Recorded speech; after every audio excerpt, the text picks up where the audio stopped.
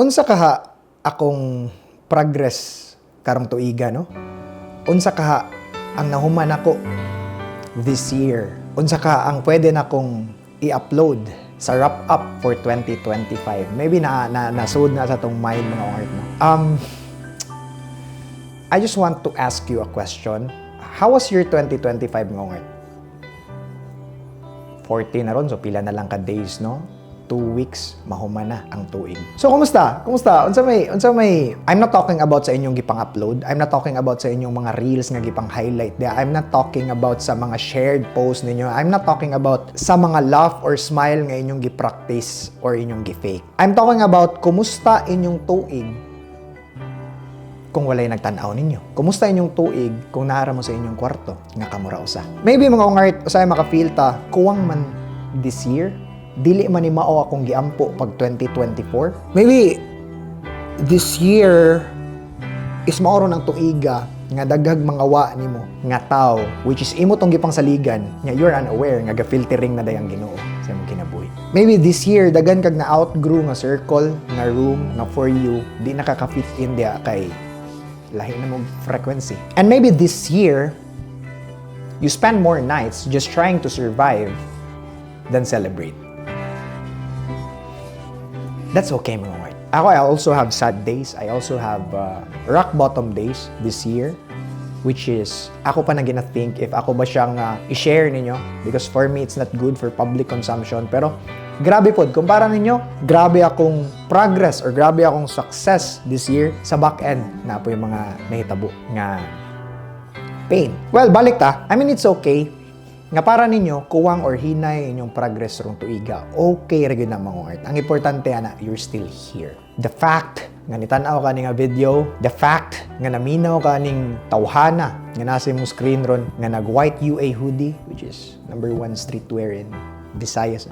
Maligya ko ng video. Mo na mo matter. Ni fight ka, it's not necessary nga karong tuiga mang-excel ta tanan. I know, as cliche as it may sound, we are all unique. We have our own pace, we have our own timeline. Importante na ginhawa ka og na kay guts nga musukol pa sa mga challenge nga ihatag sa kinabuhi na to. Well, here's the thing. I know na yung mga days nga pramata nimo hantod matug na lang ka, heavy kayo. I know na yung mga days or weeks or months nga para na to empty ta. Like every move na lang atong buhaton kay para sa atong sulod na ay cost, na ay kapalit. I know na yung mga moments nga atong i-question atong kaugalingon while naata sa atong ngit-ngit nga kwarto. Napa ba ko sa perfect timing? Napa ba ko sa right track? Napa ba ko sa right path?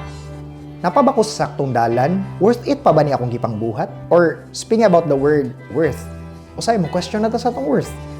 Napa ba ko'y bili aning kalibutan na? Keyword, pressure. Pahuman na ang tuig, 2025, 2025.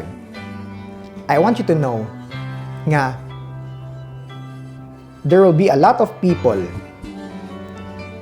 nga mo post sa ilang achievement before mahuman ang tuig. But in case nga wala kay imong ma-post, it's okay. It's okay. Look at you, Mark. 2 weeks na lang mahuman ang 2025. You made it. What if I told you nang 2025 dili ay ang year pa nimo nga mo excel ka? What if ang 2025 gidestin sa kinabuhi nga okay, this year morning time mga i-break na ko si Joseph. Pero look at you. You survive. Na-fail ang kinabuhi sa pag-crash nimo. 2025 might not have been your year of winning, but maybe basin karong tuiga year of enduring nimo. Maybe karong tuiga, it's your year nga mo choose ka sa imong self. Maybe karong tuiga, it's your year nga mo learn ka boundaries and mo accept kag truth in a hard way. Maybe this year, maron ang year nga mas stronger ka without the applause sa crowd. And if wala nakaingon ninyo ani mga ungart, consider me as your digital part of your family. I'm proud of you. Mga ungart, I just want to tell you nga, it's okay if you're tired and it's okay if you are still learning. It's okay if wala pa nimo na figure out tanan karong tuiga. Wala ka na fail. Why? Because ni-grow ka nga ikaw lang ang nakabaw and dili na need may bawan pa sa uban. Maybe 2025 is your year of preparation, alignment, year of becoming more stronger para 2026 ka mga challenge, kaya na nimo. So para nimo awahin na kay kadiha, para nimo kay nahuman karon tuiga, para nimo unsa may agi nako, unsa may progress nako. Take a deep breath mga man. You're doing better than you think. Ako mo tuod jud ko, nga bisag asa tagibutang sa universe karon or bisag kinsa na inyong gituhuan nga supreme being. You're right on time. Gibutang ka diha for a reason. I'm glad you're still here, Mark. And I'm glad, happy to ni mo man nga video, but I'm glad wala ka mo give up. And I'm really, really proud of you.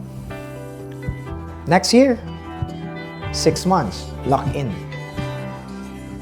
6 good months can change your whole life. Who would have thought pandemic days, 3 months of shagit-shagit?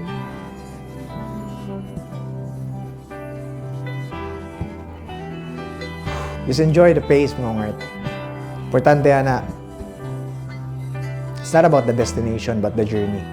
Imong ma-enjoy ang proseso. Sa pagkat-kat ni mo ng kabunga, mas maayo. Nga dili ang goal nimo ang bunga, gid kundi ang pag-enjoy nimo sa imong pagkat-kat. Mo na ako na-learn pod.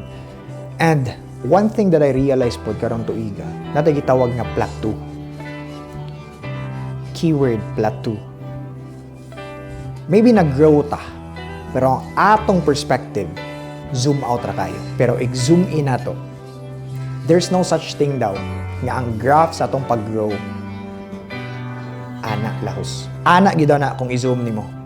Grow, plateau, grow, plateau, grow, plateau. So it's natural nga na kay days nga for you stagnant ka.